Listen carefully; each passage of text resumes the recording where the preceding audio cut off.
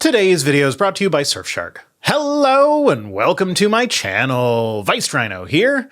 Today, I'm going back to the Questioning Christianity channel to look at one of their recent videos on the resurrection of Jesus. This video is called Top 3 Arguments, the Best Evidence for Jesus' Resurrection, which seems to be geared more towards SEO rather than being a good title, but no matter, I'd rather quibble with the implication that arguments are evidence. They are not. Evidence is how you support the premises of an argument. Take the Kalam cosmological argument, for instance. Premise 1, everything that begins to exist has a cause. Premise 2, the universe began to exist. Conclusion, the universe has a cause. Now, if we ignore the equivocation around what the phrase begins to exist means, this is a valid argument. That is, it is structured in a way where the conclusion cannot be false if the premises are true. So if everything that begins to exist does indeed have a cause, and if the universe did indeed begin to exist, then it is impossible that the universe does not have a cause. But having a valid argument does not automatically mean that your conclusion is actually true. It is rather trivial to construct a valid argument that is obviously false, actually.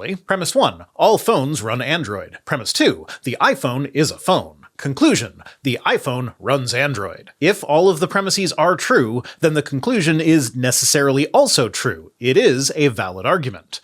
But despite its validity, it is in no way evidence supporting the claim that iPhones run Android. The premises of the argument must be supported by evidence. Otherwise, the argument is just words. But hey, the whole arguments are evidence shtick is Cameron Bertuzzi's thing, and that's not what we're responding to here, so maybe it was just a bit of sloppy title writing. Let's see where he goes. But first, a word from our sponsor, Surfshark.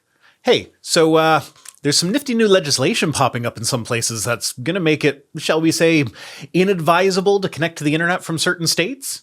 Well, in amongst all the bad news about that, I've got some good news for you. Surfshark VPN is a virtual private network which allows you to appear to be connected to the internet from any location where Surfshark has a server, and they have lots of locations spread out all over the world. By connecting through Surfshark, you can access streaming services from different geographic locations. Any kind of streaming service. This means that you may have access to additional libraries of movies and TV shows that aren't available in your home area.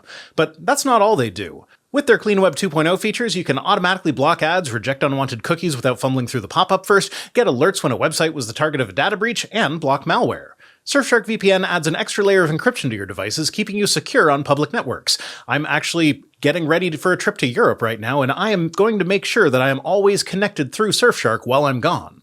Surfshark VPN is easy to use and simple to install. They do not monitor, track, or store your data, and it works on phones, tablets, and laptops with no extra fees. Surfshark offers a 30-day money-back guarantee, so you can try it out completely risk-free. My viewers get a special promo where you can get an extra 4 months added to your subscription for free. Go to surfshark.com/rhino or use code Rhino at checkout to get your 4 extra months of Surfshark VPN. Again, that's surfshark.com/RHINO for an extra 4 months for free. This is a limited time offer, so sign up today. And remember, by signing up for Surfshark VPN, you're helping to support my channel, so thank you.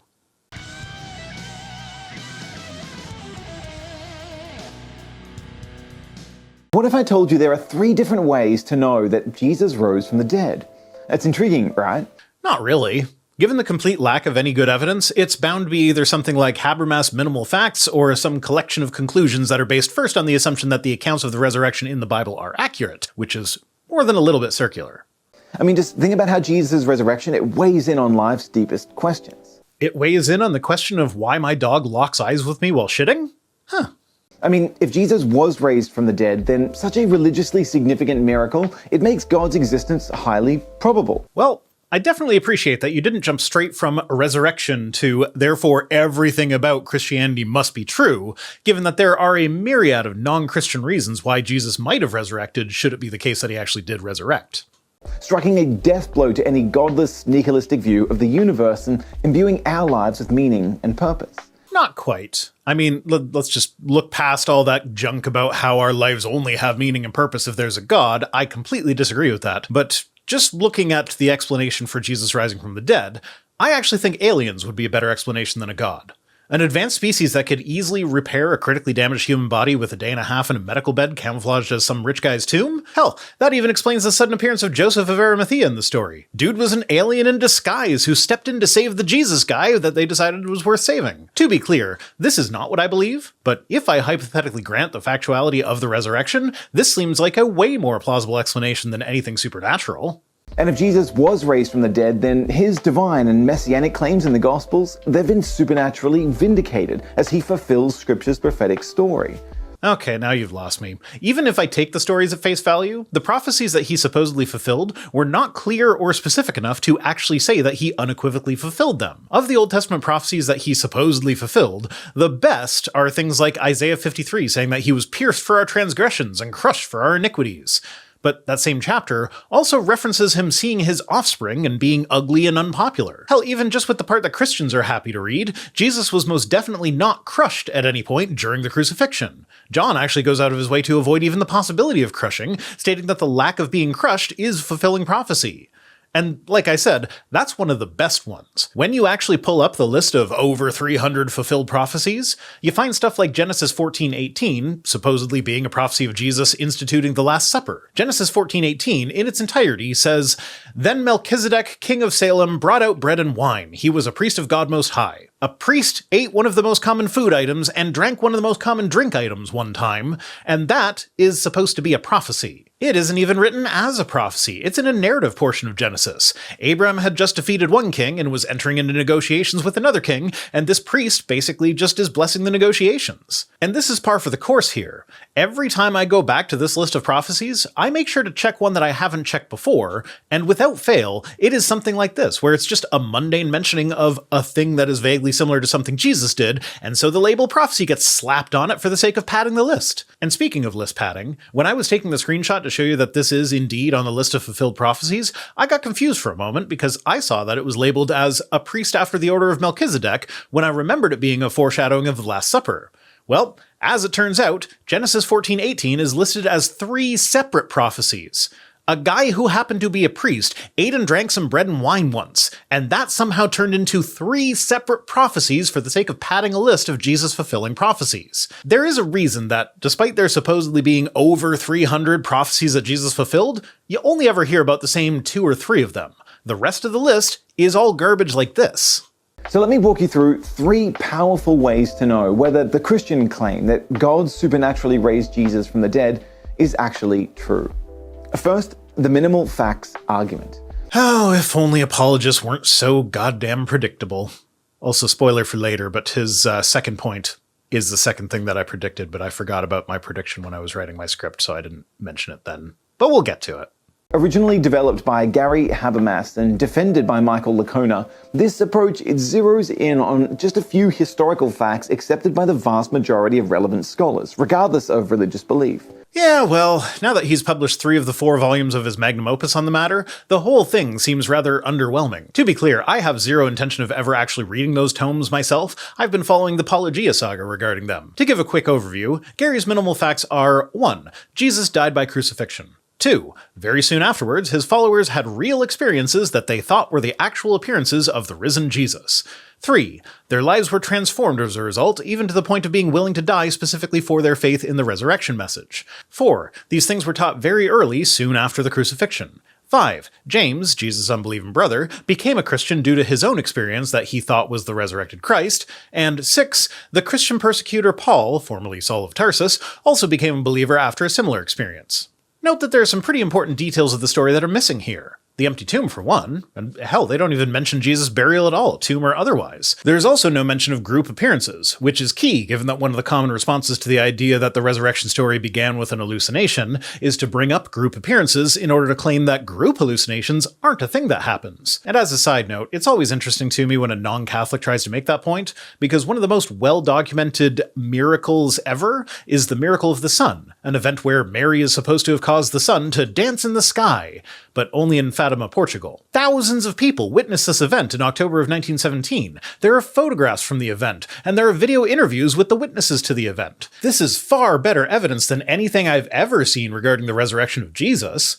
And yet, Protestant apologists will trot out the idea that group hallucinations aren't real as a counter to the idea that the resurrection began as a hallucinatory experience, all while denying the accounts of thousands of people at Fatima. But anyway, group hallucinations are not necessary to explain the resurrection, especially if we're going with the minimal facts argument, because group appearances aren't even on the list of facts, so they don't need to be accounted for. What this all really comes down to is that people were passionate about their new religion, to a point where at least some of them were willing to die for it. something that still happens today without people being direct eyewitnesses to the resurrection. So if that level of commitment to the religion does not require that you be a direct eyewitness today, why would it be different in the past? All that is needed is sincere belief, and the whole die for a lie thing just goes out the window.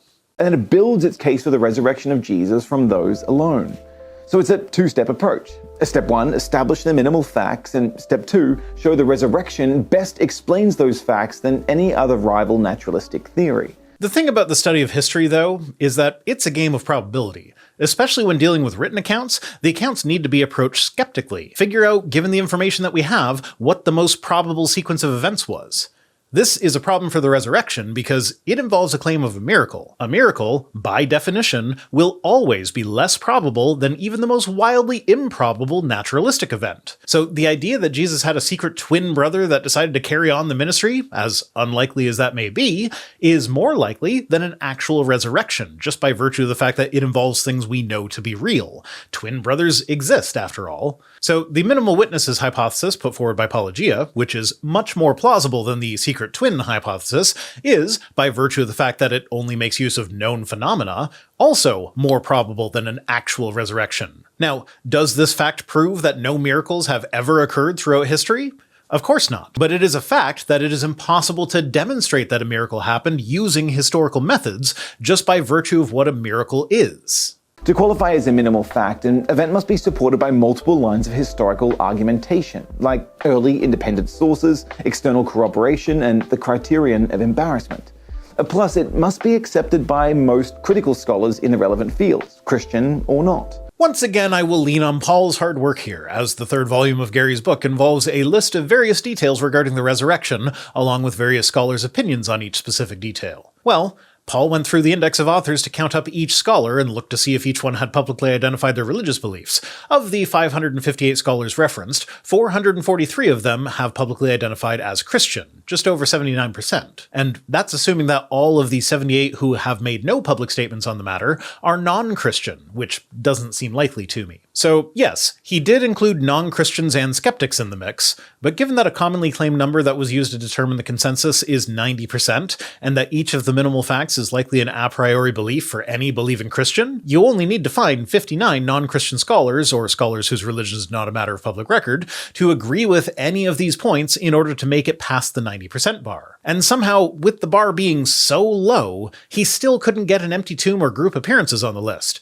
That says a lot. And worth mentioning is that I say that 90% is the commonly claimed number that was used to determine consensus, because despite Gary writing that surpassing 90% was part of his criteria for determining that something is accepted by the vast majority of scholars in his book, when pressed on it, he will claim that he'd never put a number on it. And what qualifies as a vast majority?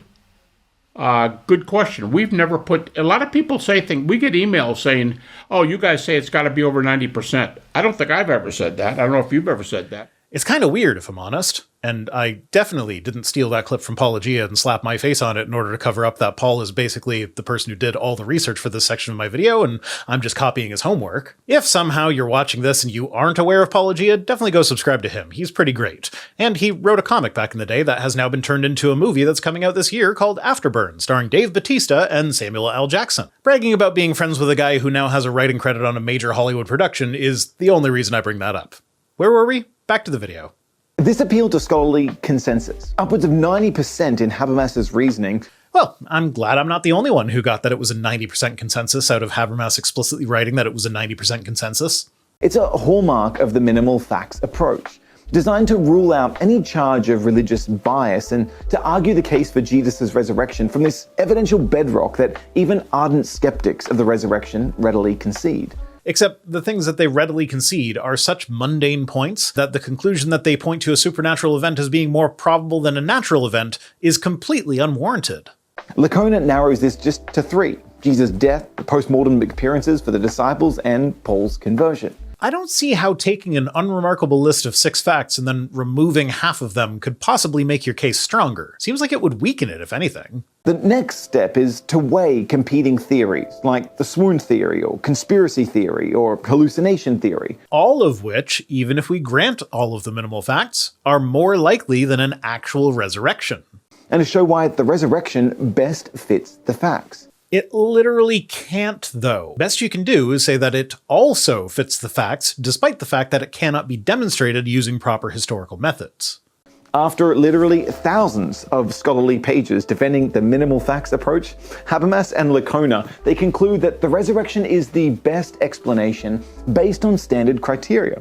Well, unfortunately for them, the number of pages written on a subject is completely irrelevant to whether or not their conclusions about that subject are correct. Apologists are weirdly obsessed with this whole quantity over quality thing. We see it when they talk about how if you stack all the manuscripts we have for the Bible, it would result in a pile that's 3.5 miles high. We see it when Mike Winger brags about all the hours and hours of content that he puts out, while disparaging atheist creators for making short 5-minute videos. And now we see it in Habermas and those who take him seriously, bringing up the page count of his book as though that is somehow an important metric regarding the quality of the argument. Now for many, this minimal facts argument is their first encounter with the case for Jesus' resurrection, and it helps to map out a lot of the scholarly terrain in resurrection studies. I mean, the speed at which it can be deployed in conversation or debate, alongside its simplicity and this broad appeal building from data that skeptical scholars readily accept, that's catapulted this minimal facts argument to be almost the default in Christian apologetics. Which is rather sad, if I'm honest, because the whole thing is rather underwhelming. But also, I'm left wondering here, if it is such a great argument because it's so simple and it can be deployed easily in conversations and it's short enough to fit into a debate setting, then why was it necessary for Habermas to waste more than a decade of his life writing multiple thousands of pages on it? And a doorway through which innumerable newcomers and doubters have come to believe in Jesus' resurrection. Is it innumerable because it's so many? Or because it's so hard to find anyone aside from that one guy that Gary personally mentored for years on the subject before he came to believe it? Because the thing is, as apologists will sometimes admit, nobody really converts because of evidence or data. They convert because of an emotional experience, and then find data to justify their conversion after the fact, in an ad hoc manner. Learn to circumnavigate or go around the person's intellect, the place of argument, and to speak directly to their conscience. I didn't want to resist. I had a hunger to give in to this. The Kalam cosmological argument, I go, oh, that's a really good argument for God's existence, but I don't know how much it strikes people's emotions. I look at the moral argument and I go, that one hits people's emotions and it's intellectually strong as well. Those lines are all meant to touch the heart, to go right past, in a sense, the intellect, and to speak directly to the existential awareness people have. Far from raising the bar or the epistemic standard that Christianity must meet to be believed, I lower it. I think that this is a message which is so wonderful, so fantastic, that if there's any evidence that it's true, then it's worth believing in. So, yeah, as I've been saying for years now, apologetics is not about converting non-believers. It's about offering comfort to those who already believe. But there are some shortcomings to the minimal facts argument. You don't say. I mean, despite affirming these minimal facts, many scholars still reject the resurrection as the best explanation. Something keeps them from taking step 2. Well, the thing that keeps them from step 2 is probably an acknowledgement to the fact that naturalistic explanations for the minimal facts are infinitely more probable than literal magic. And in defending the resurrection's superiority, Habermas and Licona often smuggle in details from the Gospels that aren't widely accepted by skeptical scholars. I'm glad there are some apologists who notice that as well. Gary is particularly fond of equivocating about the appearances. In the list of facts, it's worded quite carefully to avoid claiming group appearances. His followers had real experiences that they thought were actual appearances of the risen Jesus. Notice that it does not say that they had those experiences at the same time or in the same place. Certainly, that is what he believes, and he will bring up group appearances as a response to any claim regarding hallucinations, but if he had worded this one to include group appearances, he would have lost the consensus and would not be able to include it on his list of facts. The empty tomb is another popular one that will frequently be claimed to be a minimal fact, and funnily enough, it did used to be on Gary's list, although with some hedging about how it's not as widely accepted as the others. The fact that the tomb was empty is admitted by most scholars, but not as widely admitted as the rest in this list. I bring that up mainly because Gary recently said that the empty tomb has never been on his list of facts. By the way, contrary to much popular opinion, the empty tomb has never been one of my 6 minimal facts. I mean, I guess that is technically correct. It has never been a part of his 6 minimal facts. It was only on the list when he was calling it the 12 minimal facts. But between this and the we never put a number on the percentage of scholars thing, it is weird how he keeps being wrong about his own life's work. Anyway, let's see what details this guy says get smuggled into the argument. Like the specific nature of Jesus' post-mortem appearances, eating food with his disciples and allowing his scars to be scrutinized. Yeah, those are all details that I have heard asserted as facts by apologists, including Gary. But they fall into the, if I was just going to blindly trust that the Bible recorded everything accurately, I would already accept the resurrection territory. We're trying to establish the reliability of biblical accounts here. You don't do that by starting with, the Bible was correct about the nature of the appearances. A second way that you can know Jesus is alive, somewhat in contrast to the minimal facts argument, is known as the maximal data argument. If that's the one being put forward by the McGrews, I'm not sure they'll appreciate being lumped in together in one video. Neither side speaks terribly favorably about the other in this scenario. Rather than accepting the skeptical premise that treats the Gospels with suspicion, mining them simply for a few minimal facts that skeptical scholars readily accept, the maximal data argument, it willingly defends the general reliability of the Gospels from the start, wanting to bring as much evidence to the table as possible. Does it defend the reliability, or does it assume the reliability? Like the empty tomb, the specific nature of Jesus' post-mortem appearances, and the social dynamics of Christianity's origins. The social dynamics of Christianity's origins are actually a much more interesting topic than most Christians would care to learn. I highly recommend Bart Ehrman's book Lost Christianities to learn about them. It covers everything from the adoptionist beliefs regarding Jesus, that he was just a normal human being that God adopted as his son, to the Gnostic belief that the God of the Old Testament was actually a messed up God created when the goddess of wisdom, Sophia, attempted to reproduce without any male help, and Jesus eventually had to come down and fix all of that God's mistakes, to the sex cult version of Christianity that had exactly the communion ceremony you think of when I mention sex cult and communion together, and more. But that's probably not what he's talking about here. And contrary to what the name might suggest, the maximal data argument doesn't have to be long-winded. You see, ready to defend the Gospel's testimony against skeptical objections, Lydia McGrew sums up the argument in a simple trilemma.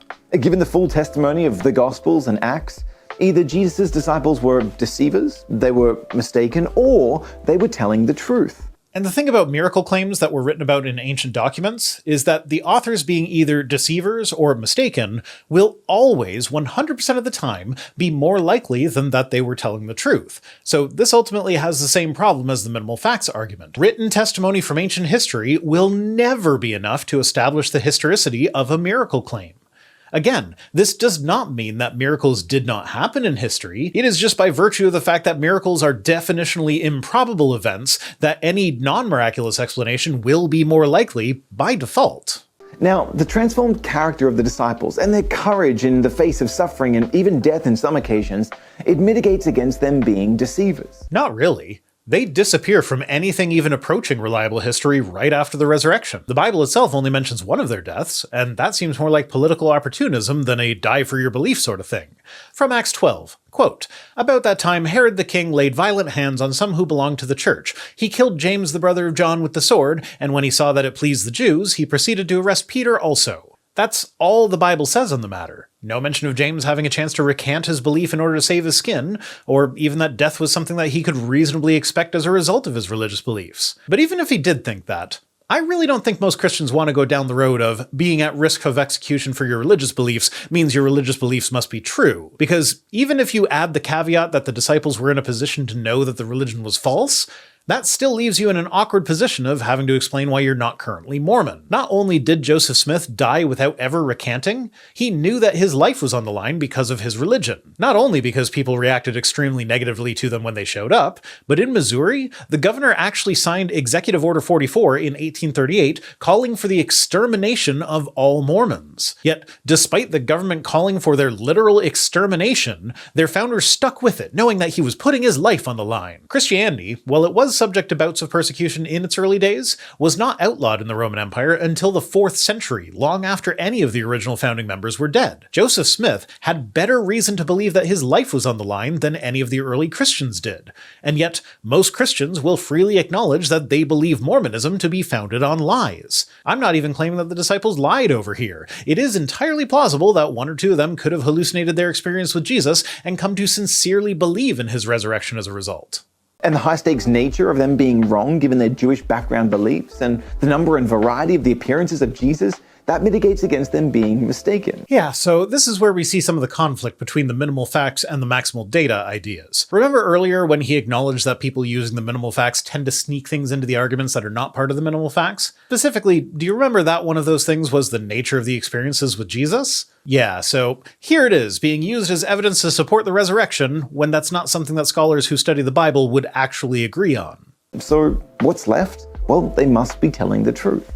Absolutely not. Even given the supposed high-stakes nature of being a Christian with a Jewish background in first-century Judea, we know that people sometimes do things that are of similar high-stake nature for less reward. Right now, for instance, you can go to the Lodi Parachute Center in California and go skydiving, with full knowledge that they kill about 0.7 people per year.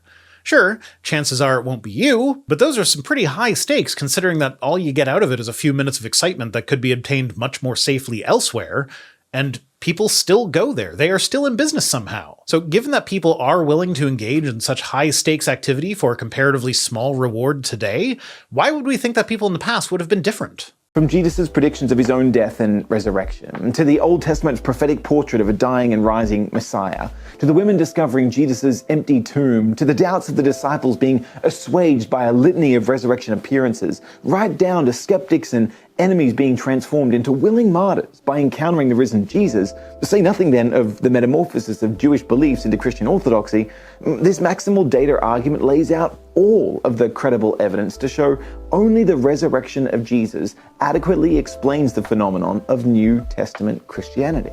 Yeah, so all of that seems to amount to, if we believe that the whole Bible is entirely reliable, then we will end up concluding that this one event from the Bible is true. It's circular as fuck. This is where I should have written my callback to my prediction earlier in the video, but I didn't. So here we are. Now, if you're skeptical, I get it. I was too, but then so again were most of the major plays in the Gospels. According to the Gospels. It's not that hard for someone to include "this person didn't believe, but now he does" as part of a story. In fact, I'd say that's a much more likely occurrence than an actual resurrection, because, storytelling is a thing that people are known to do, but coming back from the dead is not.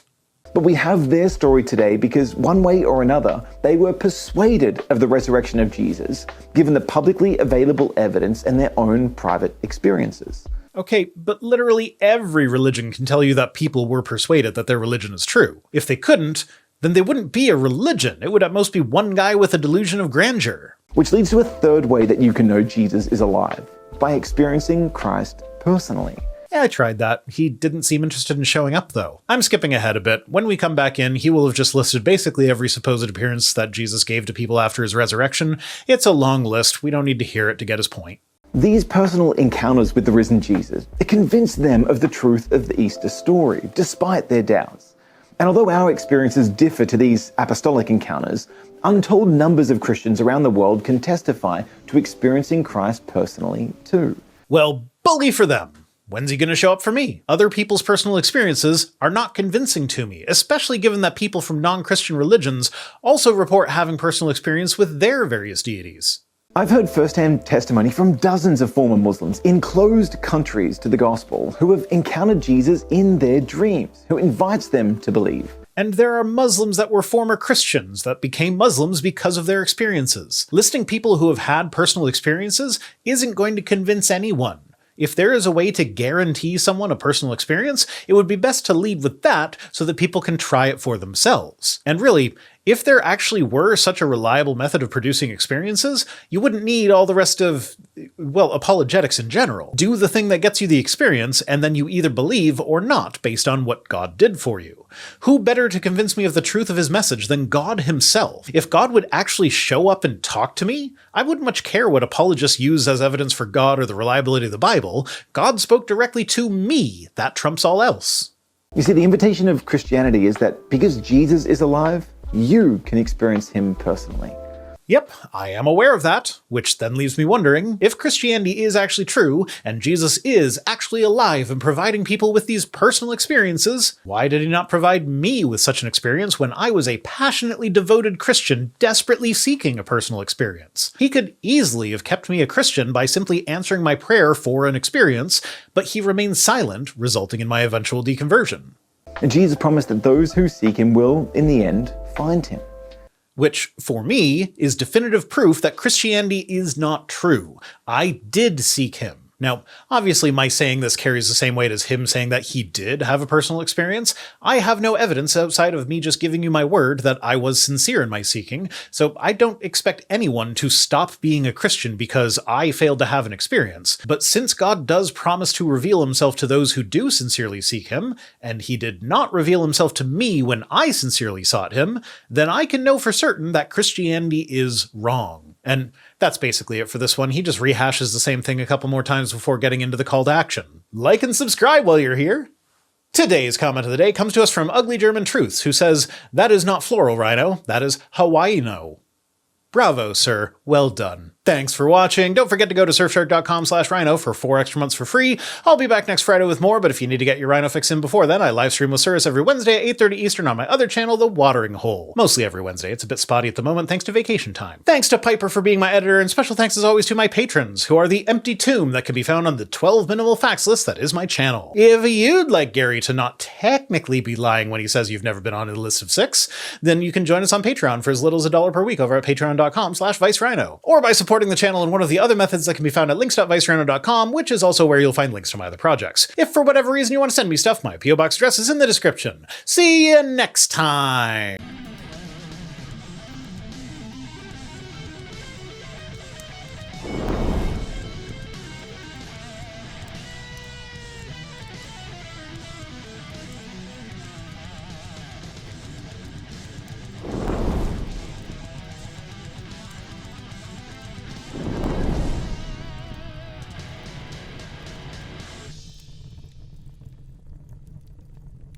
The initiator left the group. I did fucking not.